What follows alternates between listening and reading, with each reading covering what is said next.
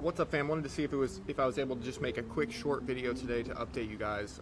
If I can make it at this time every day, I can probably throw out a video for you. There's no one down here. I have a baby right now, so I'm kind of trying to avoid, the baby in order to make these videos. So if I can make this happen, let me know. Smash the like button if you like these videos and you want to see more. But I got 2 reasons to be extremely bullish for tomorrow.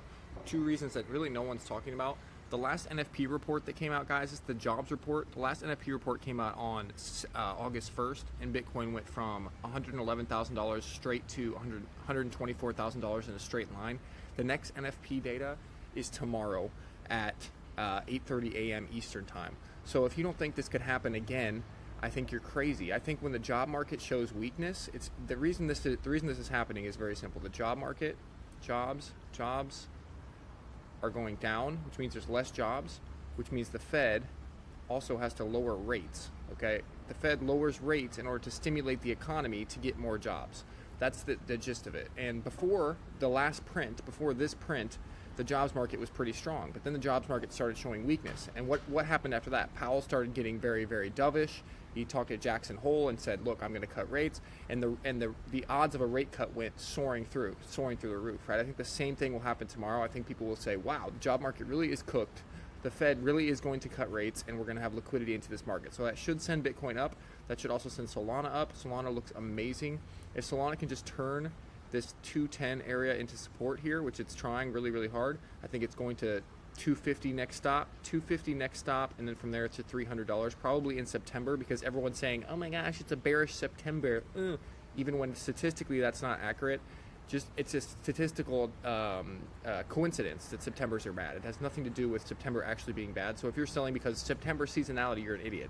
I think Solana could easily go to $300 in September. It has all the momentum. It has the narrative. Right now the narrative is BTC goes to ETH, goes to ETH. Gosh, I need to get a mouse. ETH goes to Solana, right? And the reason for this is treasury companies. A treasury company is just a public company that decides to buy this. Michael Saylor decided to buy a bunch of Bitcoin. Look what happened.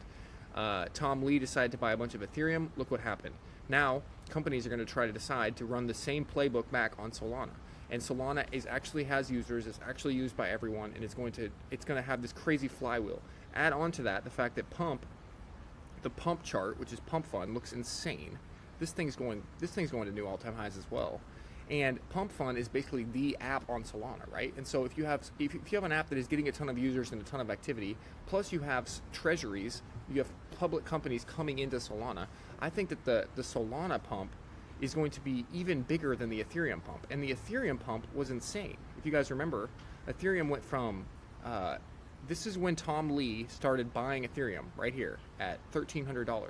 It went from $1,300 to straight to $4,800 in like a month. Imagine if he does this on Solana, which has 1/5 of the market cap. It is like 1/5 of the market cap of Solana. What if the same amount of flows come into Solana? That's what's coming, guys. So that's not even one of the 2 reasons why I'm so bullish. The first reason is NFP data comes out tomorrow. I think this is almost guaranteed to be bullish. The second reason I'm super bullish, other than those a million other reasons I just shared with you, is that no one's talking about this, but MicroStrategy, Michael Saylor's company, is probably getting incorporated into the S&P 500. I don't have the tweet pulled up. Go through my tweets. Follow me on X if you're watching this on YouTube. This is where I post everything in real time. It's probably getting included into the S&P 500, which is massive news because that is like $10 billion of buy pressure that no one has thought about. They usually announce this stuff after the close on Friday. So if we get these 2 things, if we get the NFP data, plus we get strategy in the S&P, that just means that about $10 billion of buy pressure is coming into this Bitcoin chart or more. If you don't think Bitcoin's going to make all-time highs, after that, you're crazy. And the fact that everyone is so ready for alt season, we're finally going to have our alt season, in my humble opinion. I think it's going to happen on Solana for all the reasons I already mentioned. You just combine all these factors together, plus the fact that everyone's bearish, expecting a September to be shit. Buy Fartcoin. This is my final conclusion, guys. Buy Fartcoin. The last time we had this many things line up at once, Fartcoin went from this was back in January. Fartcoin went from 0.78 to 2.75 in literally 6 days. And the reason for this was a lot of very bullish factors. The president launched a meme coin, all this, a lot of bullish stuff was happening.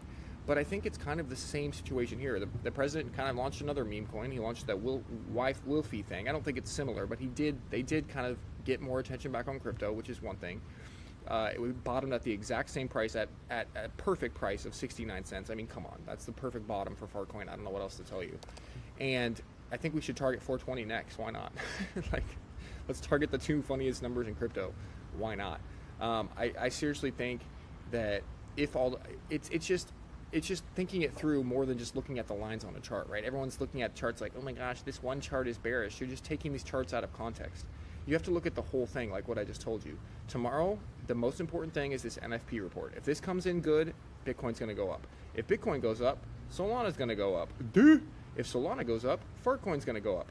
Then after the close, you have, like what I said, you have the S&P 500 announcement. If MicroStrategy gets put into the S&P 500, Bitcoin's going to go up, which means Solana's going to go up more, which means Farcoin's going to go up more. I mean, this is simple stuff. This is what we did in 2021, guys. We knew we just followed the train of money. You follow the money from Bitcoin down to Solana down to Farcoin. Everyone's saying that it's going to be ETH alt season or ETH whatever season. I don't see it. I mean, look, there's some smart people saying that, but like these are ETH coins, PIN, Desync. I'm not fudding. I'm just saying like these are. I think they're great projects, but they're not. I don't think they're going to pump like Farcoin. I think that this is not 2021. In 2021, the money went from Ethereum to like smaller ETH coins, right? It went from Ethereum to like all these little ETH shitters. But this year, I think everyone's using. I think the pump fund chart shows you that people want memes. They want to play around in the meme casino. No matter, even if it's a scam, they still want to play around in the meme casino. Okay. It's obvious. It's been shown. So they want memes. They don't want to get rugged, though. So I made a good tweet about this. You should just follow me on Twitter. It's better than my videos, literally. But I made it, like, I really think that people are going to be like, what coin should I buy? I tweet way too much. This is ridiculous. I can't even find it. People are going to be like, what coin should I buy?